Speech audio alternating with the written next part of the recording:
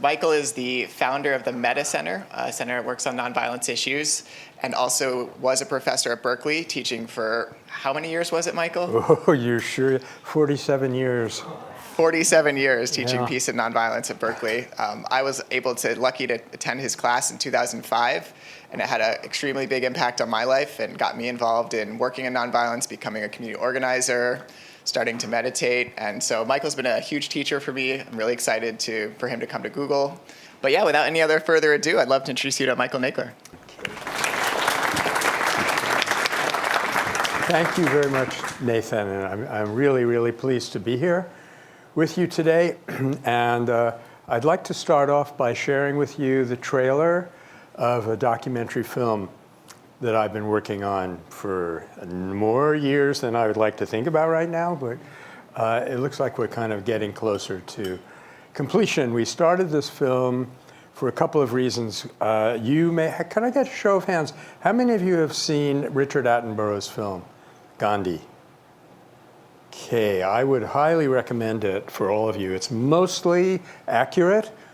What it omits are two things. It omits any exploration of Gandhi's spirituality, and it omits any of those big conversion moments that happened when a person encounters nonviolence and changes.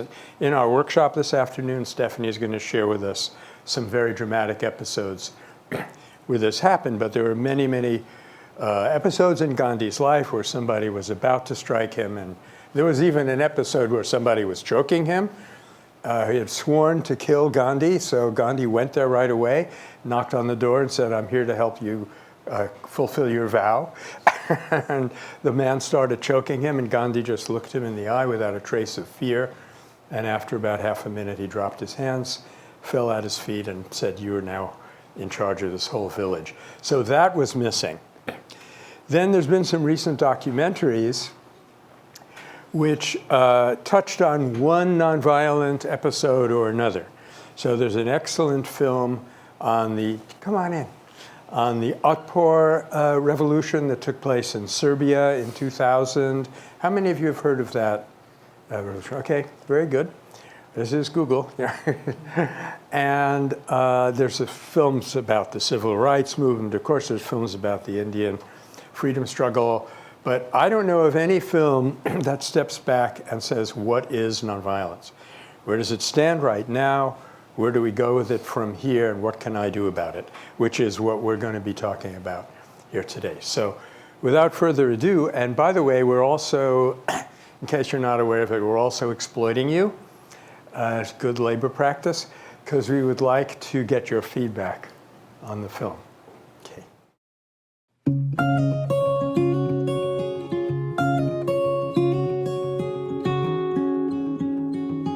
Nonviolence to me is a source of power, and the power is actually in each person.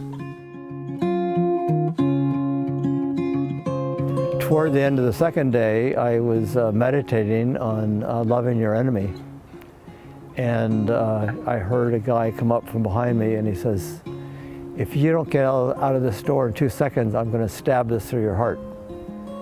And I had 2 seconds to decide, well, do I really believe in nonviolence, or is there any other way I should relate to this guy? I learned about nonviolence in the backwards way, as in I really focused on the practical use of nonviolence prior to learning the theory of nonviolence. And it started when I was working with Peace Brigades International in Indonesia. It doesn't mean that I'm weak if I turn the other cheek. It means that I'm not just distracted by the violent nature of the other people. I look up to more deeper meaning to life. Well, like many people, when I first heard about nonviolence and became aware of what Gandhi was doing, I said, I can't do that. There are disciplines that a person can practice that helps you deal with the strong emotions that are going to come up in a serious conflict. So we are continually inviting people to really work with the two hands of nonviolence. The two hands of nonviolence being, on the one hand, I will not cooperate with your injustice, but I'm open to you as a human being. Venire Theory basically says that deep down, we humans, we are nasty and selfish. And if we are civil and kind to each other, it's just a veneer. It's a thin veneer of morality. And I've always protested against that because I think it's a simplification of human nature. I discovered that there was a cycle of maturation going on in evolution over and over. The first great leap in evolution was competition to cooperation in nucleated cells. The second leap was competition to cooperation into multicelled creatures. Killing tends to make us mentally ill. It tends to make us sick.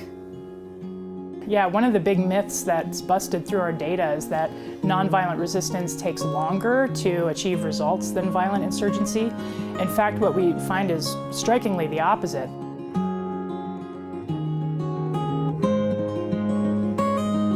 Humanity as a whole is becoming aware of nonviolence, and that this is a tremendous potential breakthrough. You know, there's this famous story about Emmett Till's mother. Emmett Till was a 14-year-old black boy from Chicago area, I believe, who whistled at a white woman in the South while visiting his cousin and ended up being lynched and thrown in the river. Years later, when his actual murderers were put to trial, someone asked Emmett Till's mother, would you like them to see them get the death penalty? And she said, no. If I could, if I had a choice in this justice system, I would take their children and raise them as my own, so they would learn to love. Not easy to do it, but this creative tension between saying no and saying yes. This is the job description of the 21st century.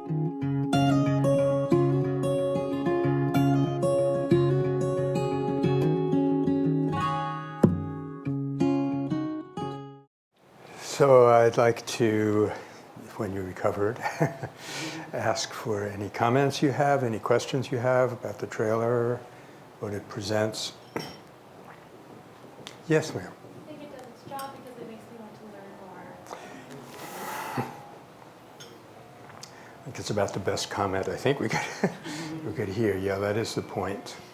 Yeah. The motto, the mantra, if you will, of the Metacenter is helping people practice nonviolence more safely and more effectively.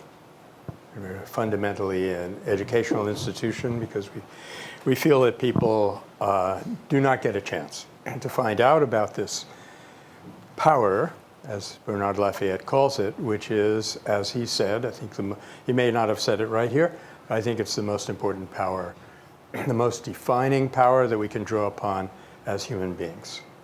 Okay, now I wonder if, how many of you are familiar with the term the New Story? Right? You might call it Western Civilization 2.0. What's happening is we are actually in a very awkward situation. This is why there is so much violence and disruption going on in our world. It's not because we have only a thin veneer of morality. Stephanie and I, Metacenter, up in smoke country and in the North Counties, and the outpouring of support and volunteers has been absolutely overwhelming. We got a call a couple of days ago from somebody who wanted to donate clothing to us.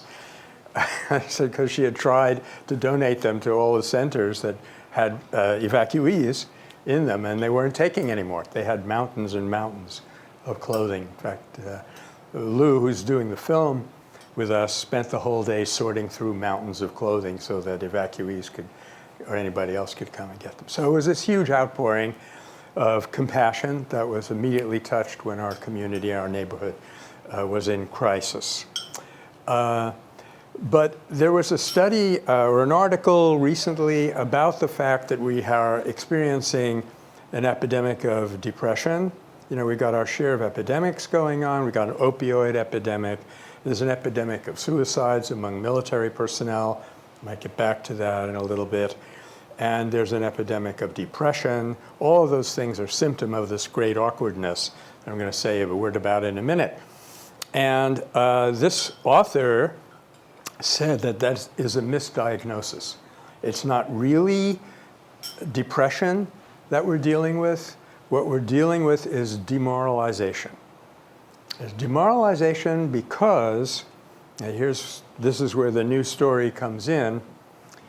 We are operating with a model of reality in our mind, which is, there's three things to be said about it, aside from the fact that it's been there for a couple of hundred years now. It is demoralizing, it is extremely harmful, and it's dead wrong. And that model, which is, I'm going to show you some examples of how it's shared everywhere, is that we're all material beings, and we're determined by mindless forces, everything from genes to cosmic rays to hormones and so forth. We have no control over our destiny, right? So we have to respond to every advertisement signal that comes down the line. And we basically have no meaning on this planet. Now, you may not believe that, and I congratulate you for seeing through the fog, but the fact is that this is the model which is operational for most people. You do not have to prove it. If you assume it, you can simply refer back to it, and people are supposed to follow along with you. So the next thing I'd like to show you, which may need some help from Marie, I'm not sure, is an animation that we've done to illustrate this shift that's going on to the news story. And so in order to not keep you in suspense, I can almost sense the rising tension in the room. The news story, as hinted at by those scientists that you just saw in the trailer, and we have several of them in the finished film, is that in fact, we are body, mind, and spirit. And just to paraphrase the New Testament, we are body, mind, and spirit, all three of these, but spirit is the most important. And we are deeply interconnected with one another, such that if I were to do something to injure Ziggy, let's say, which is absolutely unthinkable, but let's say I were to do something like that, the fact is I'd be hurting myself more than I'd be hurting you. And that's why all of our military personnel, there's this huge drumbeat, or telling them, oh, you're so wonderful, you're so great, you're saving our country. Well, the president doesn't say that, but the culture as a whole is saying that. Look, there's lots of seats here if you'd like to come out. There's enough violence in the world without you having to eat your lunch standing up. They're being told officially that what they're doing is honorific and glorious and helpful and wonderful, but inside they know that it's a damn lie. And if you ask them, they will say, I felt like I lost my soul in Iraq, or I don't like myself anymore. 20 people a day committing suicide for this reason. By stark contrast, people who've been practicing nonviolence have a very different story to tell.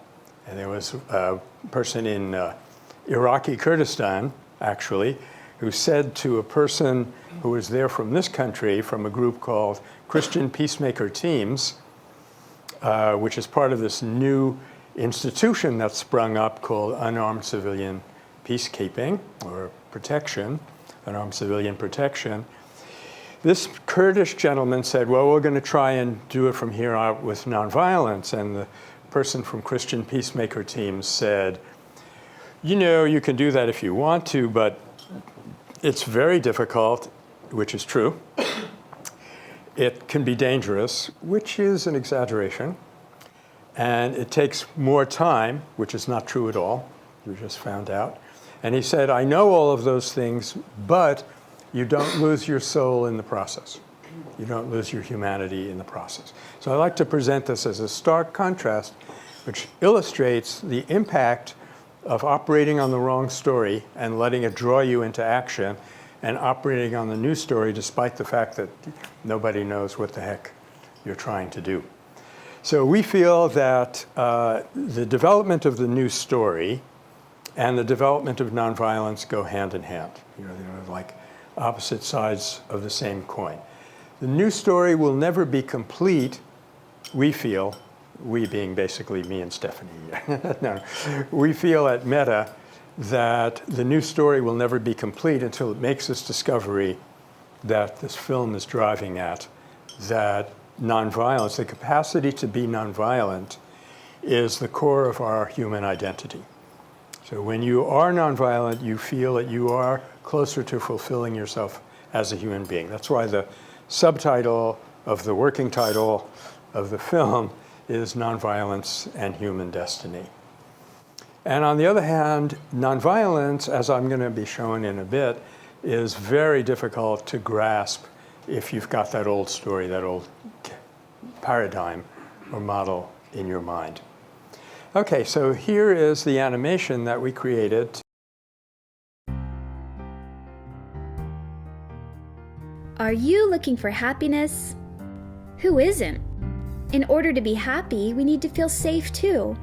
But how do we find peace and happiness?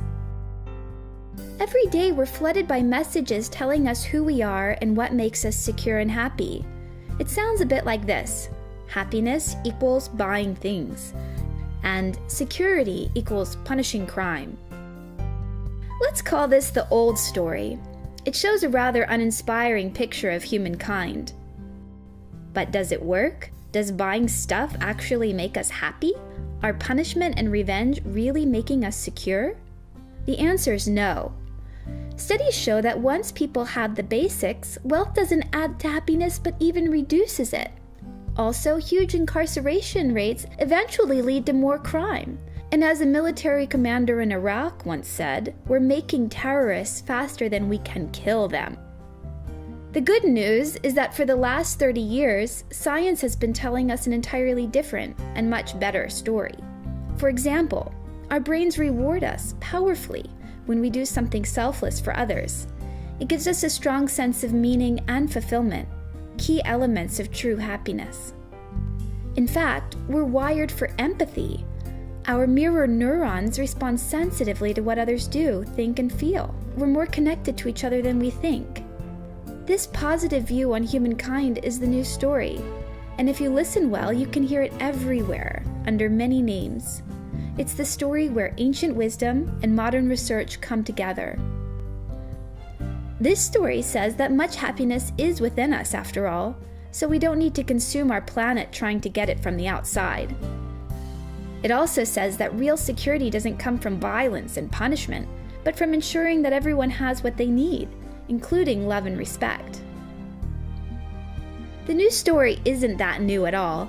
It looks like the wisest among us were right all along. As Martin Luther King said in his famous Nobel Prize acceptance speech, "Man must evolve for all human conflict a method which rejects revenge, aggression, and retaliation. The foundation of such a method is love." Okay, that's all very touching. But what about crime and violence? How do we deal with that? Well, in lots of ways. For example, have you heard of restorative justice? This method involves victim, offender, and the whole community. It's effective, cheap, and builds community in the process. And did you know that ordinary citizens with nonviolence training are solving conflicts all over the world? It shows we can do things so much differently and better if we change the narrative. The new story has new heroes. Here, we're not consumers but contributors. What really makes us happy is finding our unique gifts and giving them to the world. At the Metacenter, we believe in the new story. We all have a role to play in making it come true. If you are up to the task, we can help you. Our website offers lots of free resources to help you learn the new story. We've even built a roadmap to get you started. Want to be a part of this story? Share it with others.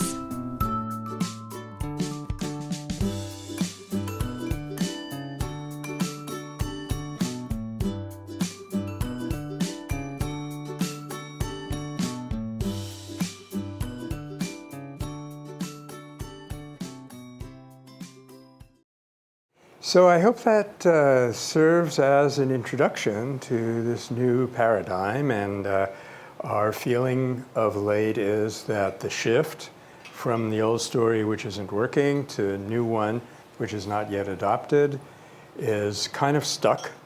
It hasn't been moving very much. I first got exposed to this when I was beginning my career at the university in 1970. We handed around these little mimeograph. You don't remember those graph sheets talking about the prevailing paradigm, the dominant paradigm, AKA the old story, and the emerging paradigm, AKA the new story, but it still hasn't emerged, despite the fact that we have this great wisdom tradition, which is now available to all of us, and despite the fact that science is now confirming this dramatically. So, for example, we mentioned briefly in the animation the concept of mirror neurons. Have you heard of those? Okay. So, do you want to tell us? Okay. There's some controversy about what they actually mean. But. Yes. Well, there's controversy about everything, but one aspect of it is that, for example, if somebody's writing, the motor neurons that would make me write are fired just by observing that, even though I'm not writing myself. And at the last minute, there's another set of neurons which intersects that process and says, you're not Ziggy, so you don't have to go like this. Now, that's, of course, critically important for nonviolence, because in nonviolence, the power comes from being able to, as we call it nowadays, flip the switch.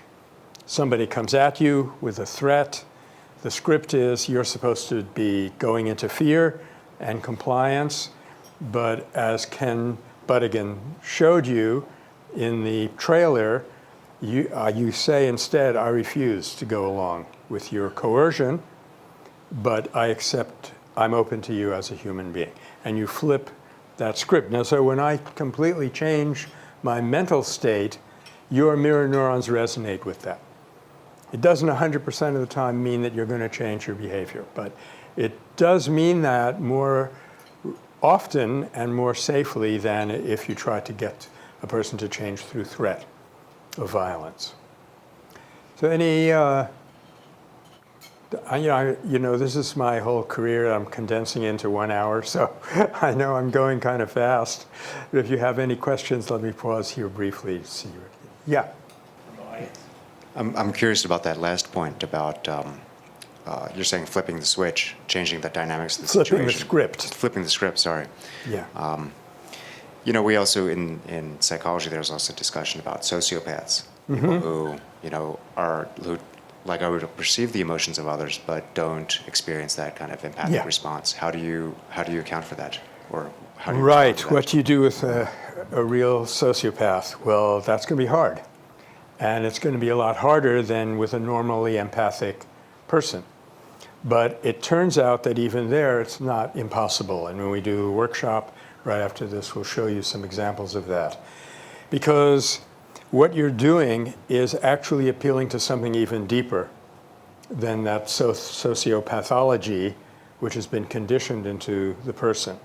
Something inside of them which they are not even consciously aware of.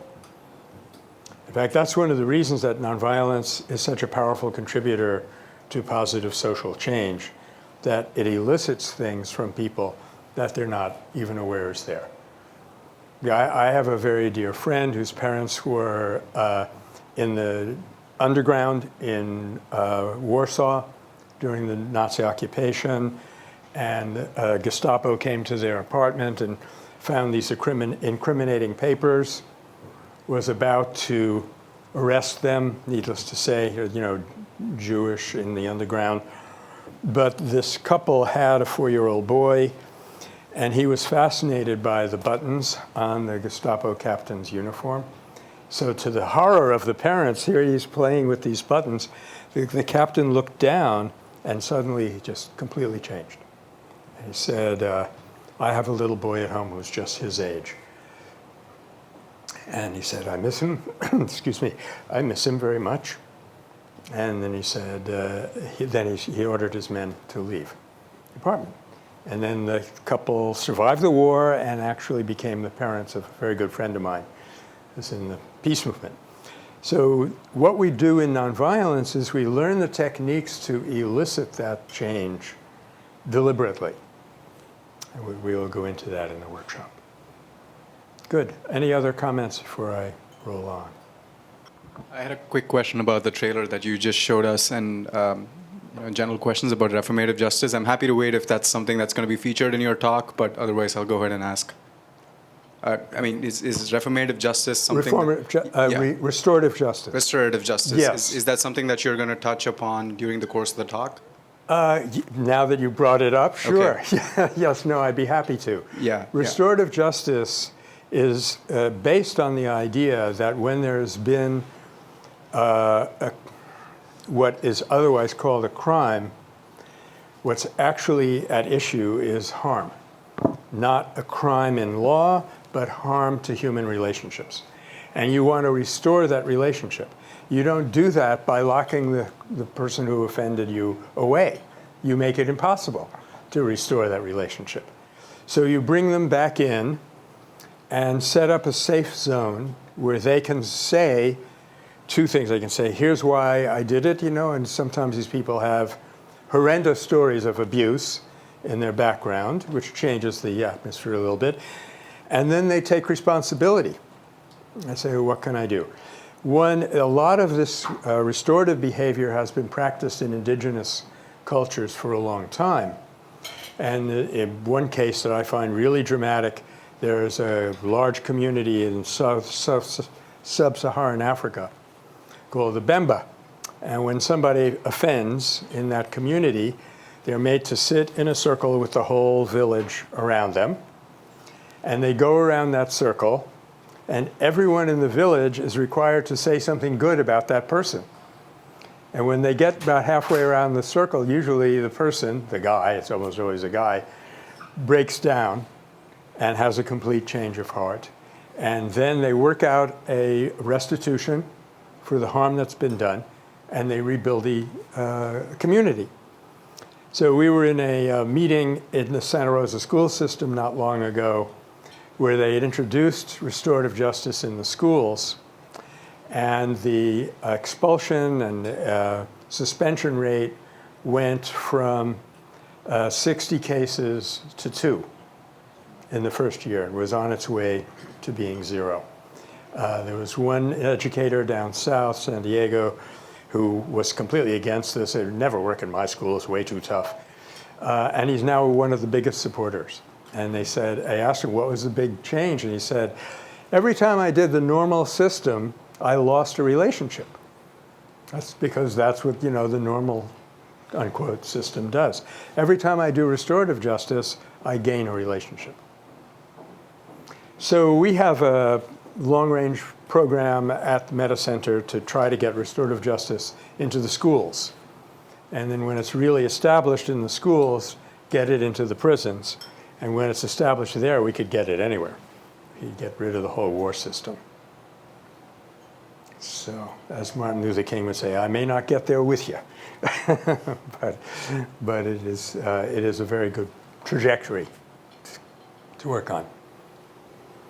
Okay, so let me now take us a little bit deeper into what nonviolence is, and these have been very good questions, so please keep them coming. So this is just our kind of introductory slide. Helping people practice nonviolence more safely and more effectively. I think you know that gentleman with the spinning wheel. So I wanted to illustrate what the old story is doing to us. This is a billboard that was not far from our office in Petaluma, and I wanted to emphasize the motto in red at the top of this billboard: our pain is your gain. In other words, if you can make us suffer, you win. You'll be advancing yourself by putting us down. Now, let me project this against a model that was developed by one of the greatest peace researchers that we had in the English language, Kenneth Boulding. And toward the end of his life, Kenneth wrote a book called The Three Faces of Power. He said we have three ways of getting a person to do something, otherwise known as power. There's threat power, where essentially you're saying, do what I want or I'll do something you don't want. There's exchange power, where essentially you're saying, give me something I want and I'll give you something you want.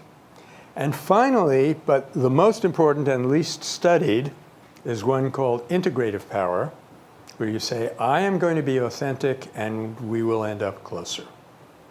Now, exchange power is kind of in a middle zone between threat power, which is clearly violence, and integrative power, which is nonviolence. And you can run exchange power in both ways. Here we have an example of exchange power being used to create violence on a subtle level. While it's selling you some real estate, it is also selling you on the old story idea that in order for you to be happy, somebody else probably has to suffer. Okay? I promise you the tour of the old story is not going to be too long. We'll get to nonviolence soon, but here's another subtle example of it. The reason this offends me so much, may not offend you, is that inner peace is a very important concept, and to trivialize it with the idea of outer purchasing, and we've gotten inured to this. It goes on, but my PhD was in a subject called comparative literature, so I'm very sensitive to what people are being told under the surface. It's subtler and more powerful than what they're being told on the surface. So on the surface, you're being told by a Dell hard drive, don't want to mention brand names here. Under the surface, they're saying, as we said, it showed in the animation, the way to happiness is through purchases. In other words, there is no happiness within you, which is a huge lie. Okay, so this is probably a stark statement of the news story. When you want real wisdom in this world, where do you go? You go to bumper stickers, right? So there was a bumper sticker in my part of the town a while back that said, my wife says I don't listen to her. At least I think that's what she said. This one says, we are not human beings having a spiritual experience, which you'll hear every other day in Marin County. We are spiritual beings having a human experience. In other words, we're fundamentally spirit who have entered a human context. Again, I'm moving very fast, so please feel free to stick your hand up or jot down a question for later. Now, in the trailer, you saw an interview with a woman named Erica Chenoweth. To back up a second, back in the 70s, there was a book by a couple called Lind, Stoughton and Alice Lind, called Nonviolence in America. That's an arresting title, to be sure. And yes, it was a full book, believe it or not, with actual content and a table of contents and an index and all of those good things. You get a PhD on this stuff. And one of the things that they said in their introduction to the book is the way that social science has ignored this story and let it disappear is a disgrace. So fortunately, in just the last few years, this has changed. And Erica Chenoweth and Maria Stephan have written a very compelling book called Why Civil Resistance Works. They're using the word civil resistance for nonviolence. And just to summarize some of their discoveries, they explored almost 300 cases of what we call insurrectionary movements, regime change through uprisings. And if they were violent, they were successful 26% of the time. If they were nonviolent, meaning weapon-free, so forth, depending on strikes and non-cooperation and techniques, things of that kind, they were successful 56% of the time.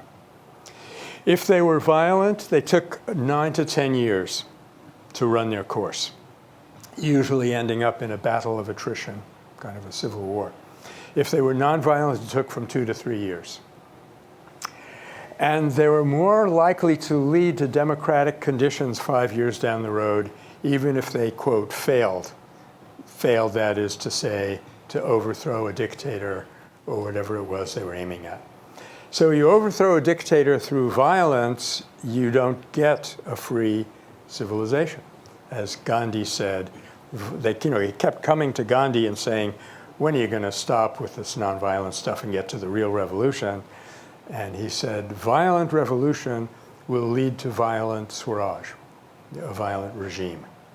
Only nonviolent revolution will lead to a nonviolent regime, even if it fails, quote unquote, to do what you were trying to do. I can expand on any of these points, but I think for now I'm just trying to kind of introduce you to the scope of things. So this gives us an idea of what nonviolence looked like in the old story, and we usually today call that strategic nonviolence, and what it looks like in the new story, and that's called principled nonviolence. So we'll take this one episode. This is an uprising in Yemen. You can see those people are pretty agitated. And they had a slogan, which was, they can't defeat us because we left our weapons at home. Now, that is basically true. It turns out that if you use weapons, you're actually producing violence. Something like 70% of homicides these days are what's called victim-precipitated homicides. You pull out a weapon to defend yourself, you get blown away. So I'm not disputing the truth of that. But in strategic nonviolence, you look at a person as a rational cost-benefit calculator and try to more or less force that person to do what you want by changing conditions. Whereas in principled nonviolence, you might have said, we will win them over, instead of they can't defeat us, we will win them over because we left our hatred at home. And that's why it is difficult to understand real nonviolence in the old story, because we do not acknowledge the power of inner states. Okay? So, here's someone who acknowledged them, and this is one of the most important statements. In the history of nonviolence, I have learned the one supreme lesson: to conserve my anger. And as heat conserved is transmuted into energy, our anger controlled can be transmuted into a power that can move the world. One other little complaint that I have about Richard Attenborough's film is it does not show you how angry Gandhi was. Oh my gosh, was he angry. But he had something to do with it and not just let it out, which is a huge mistake that's done with many movements today. In fact, a lot of people think that all they need to do is show others how angry they are, and they will have made their point. Well, given the mirror neurons, if you show people how angry they are, they'll get that much more angry at you, and then where do you go? So because this is so important, I'd like to dwell on it just a little bit more. Civil disobedience, a part of one of the nonviolent strategies, is a sovereign method of transforming undisciplined, life-destroying latent energy into disciplined, life-saving energy. So again, this capacity to talk about our inner energies is made much more possible when you see that we are body, mind, and spirit, and not just molecules being knocked around by other molecules for no particular reason. And Martin Luther King enlarged on this when he said almost exactly the same thing. We caused no outbursts of anger. We expressed anger under discipline for maximum effect. And this is what Gandhi did. I mean, my meditation teacher claims that Gandhi was one of the angriest people in the 20th century, but he expressed it under discipline, meaning, I am not going to put up with this. I'm going to make this situation change. So he's thrown off a train, in 1893, marching Peter-Maritzburg. He is volcanically angry, but instead of saying, they did this to me, they can't get away with it, he said, this is man's inhumanity to man, and we must do something about it. And you see that in the Attenborough film. And when you choose a constructive path, the anger is converted into creative energy. You don't have to actually know how it's happening and do it. You just make that right choice, that you are not going to yield to anger. You're going to do something constructive. All the power of that anger, which is considerable, it's playing upon that power, as somebody recently said, which got us the president that we have now in this country. No names, please. So that power is there in all of us. And for those of us who are sensitive to injustice, that power can be very powerful. It can be extreme. But if we know how to deal with it, it enlarges us, it advances us spiritually, and it changes the situation for the better. That's nonviolence in a nutshell.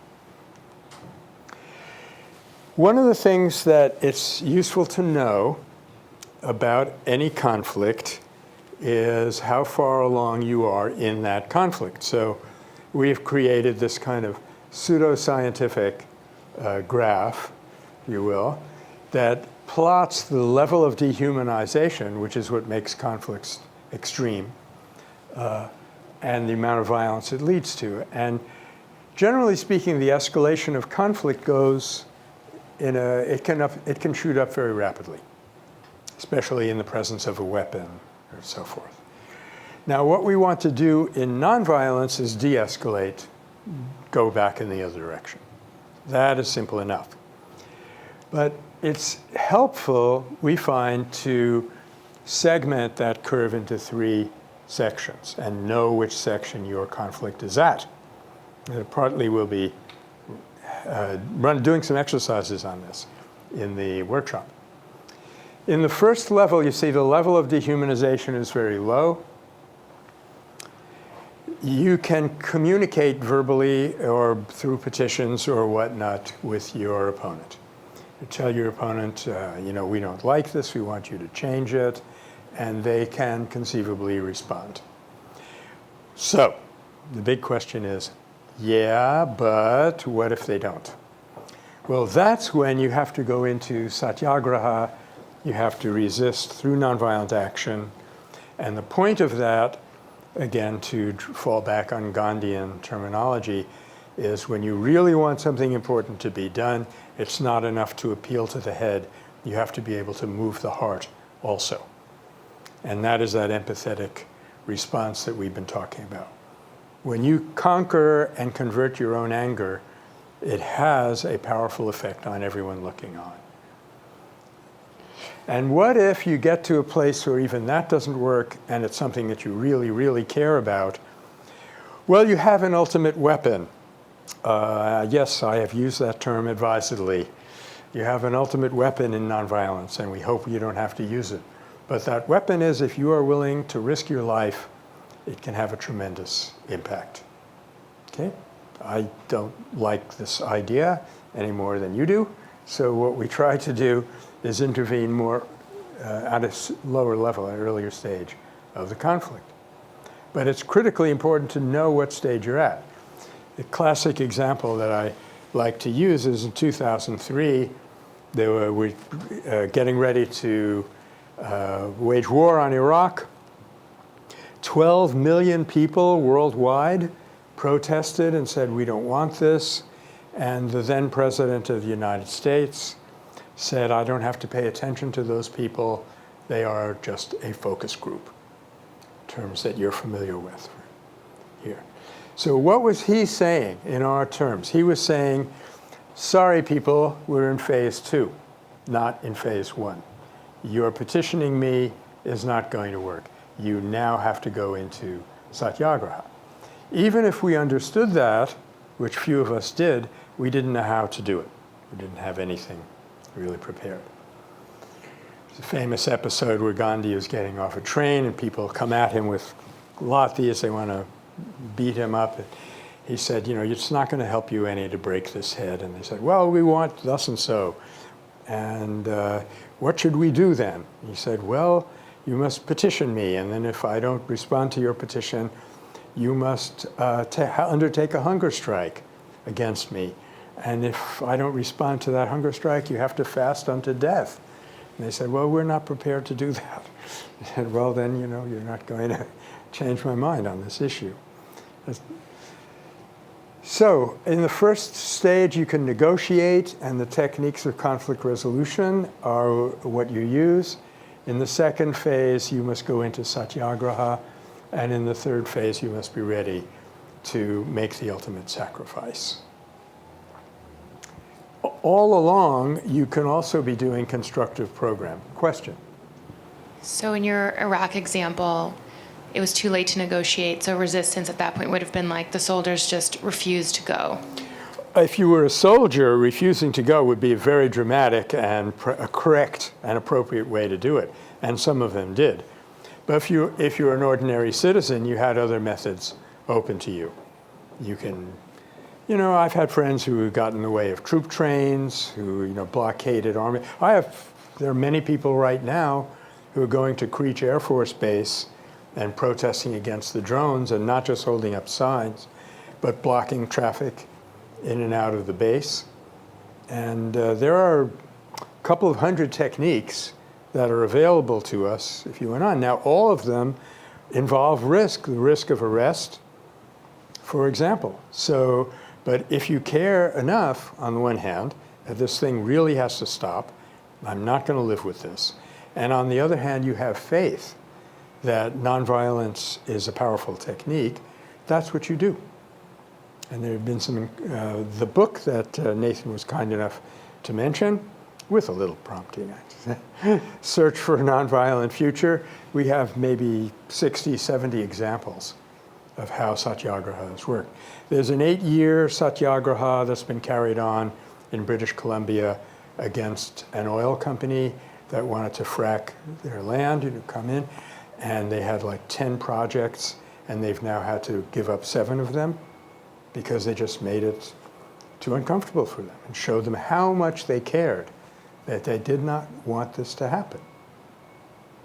And that's one of the big changes that's taking place in nonviolence, actually, that the way indigenous communities have been becoming conscious of their power and organizing.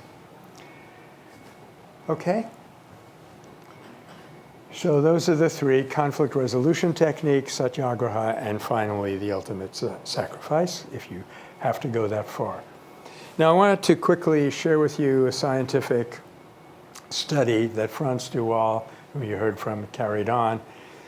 They had this colony of rhesus monkeys.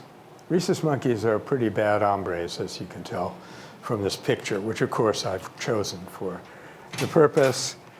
Here's another one. I had to think of this guy in New York, some kind of problem with that. So in this colony of rhesus monkeys, they introduced a colony of stumptails. Aren't they cute? Now, stumptails are a little bit bigger than rhesus monkeys, but they're also much, much less aggressive. So the experiment was to see how long is it going to take for the rhesus monkeys to wipe up the cage with these less aggressive guys. So a stumptail would be sitting on a branch, and a rhesus would come over and say, "Get off of my branch." And the stumptail was saying, "I refuse to put up with your injustice, but I'm open to you as a primate." And sometimes they would actually offer a finger to be bitten. The rhesus would bite the finger, which hurts. I mean, these guys are jaw muscles. It's a Hanuman, but they wouldn't back down. And to the astonishment of the scientists, within a short period of time, this stumptail culture, so to call it, had been adopted by the rhesus monkeys. So here's these animals, they never took my nonviolence class, and yet they could be reached by basic nonviolent techniques, which required sacrifice and cost, but their little primate brains were changed. And so that was the second big surprise, that the nonviolent resistance was working. The amazing thing was that the rhesus adopted it, and now comes the third is the winner, right? So they took these stumptails out after a while and watched to see how long is it going to take for the rhesus to go back to their bad old New York subway ways. And guess what? They still haven't done that. So that conversion to nonviolence is a robust change. I wanted to introduce you to these two guys because we're going to be using their story in the workshop. These two gentlemen were part of this new institution called Unarmed Civilian Peacekeeping, or Unarmed Civilian Protection. They were in a UN IDP camp, internally displaced person camp in South Sudan, one of the most violent places in the world right now. And suddenly that camp was attacked by a militia. These two guys ran into a little hut to save themselves. They found 13 women and children in that hut, and a couple of minutes later, the militia burst in. AK-47s, axes, sharpened sticks. And they saw these two who were obviously not Sudanese, and said to them, okay, you get out. Now you know exactly what's going to happen when they get out. Outside the hut, they're listening to gunfire, but these two showed their badges and said, I'm sorry, we're international protection officers, and we're not leaving. So there's this flipping the script, right? Intense moment of confrontation, and the militia turned around and left. Not only that, but in the 20 minutes that this raid went on, this happened 3 times. The militia came in, said, we're going to kill you, get out of here, threatened them with weapons, and these two backed down, refused to back down, and the militia left. Outside that little hut, 60 people were massacred in 20 minutes. Inside the hut, nobody was hurt. There's a very dramatic illustration of the power of nonviolence. Okay? So that's the background. We may be using this story later. So what can we do about it? I'm just going to have to go over this very quickly. We have a scheme called Roadmap, which divides up the problem into 3 and guides you from personal empowerment through Constructive Program to resistance. You can find this in much supportive material on our website. But what I wanted to share with you, and if this works, by the way, this next move of mine is going to be the greatest technological triumph of this slideshow. So wish me luck. Here we go. Cha! Thank you, Marie. So this is the inner circle, which we just enlarged. And we have these 5 suggestions. You want to be very careful about your exposure to violence in the mass media. I'm really particularly glad to be sharing with you this idea because I think here you can have some influence over how the mass media works. Learn everything you can about nonviolence. You'll never guess where I will direct you if you want to do more of that, metacenter.org. Take up a spiritual practice. I know Mangas isn't here anymore, but we do have mindfulness practice going on here. We recommend one called Passage Meditations, what most of us do at the Metacenter, and the website there is bmcm.org, stands for Blue Mountain Center of Meditation.org. Repersonalization, just be more personal with all your human interactions. And finally, it's quite helpful if you learn the basic outlines of the new story and be ready to share it on any occasion, because that's how paradigms change. Nandu? Oh, right, yes. That's one of the real delusions about, thank you, Nandu. One of the real delusions about the old story is that it's safe to use violence. And so you have Superman, and this is very embarrassing because I actually wrote some of the scripts for some Superboy comics when I was very, very young. I just plain didn't know any better. There you go, I was growing up in Brooklyn. Anyway, never mind. The idea is if you use nonviolence, people are immediately overcome, the problem is solved, and you don't get hurt. Whereas the reality is that if you incarcerate people, they will recommit crimes when they get out of prison at a rate of 76% nationwide. If in restorative justice, the rate will be more like 2 or 3%. Thank you very much.